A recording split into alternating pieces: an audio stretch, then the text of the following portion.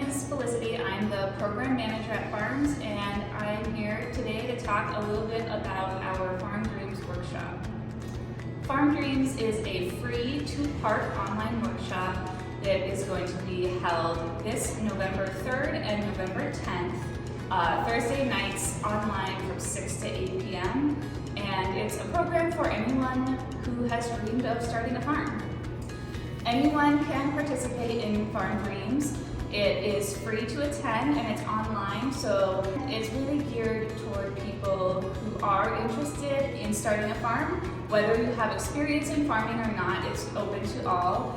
And anyone who is farming in North Dakota but you'd like to expand your network or to meet new farmers, I encourage you to attend as well. Farm Dreams is really designed for you to think about your farm dream, to kind of write that down and then bring that to the workshop and talk to other experienced North Dakota farmers who are farming, living their farm dream in North Dakota. So it's just a great way for you to learn more about what the next steps might look like and really just get some clarity around if that is what you would like to move toward.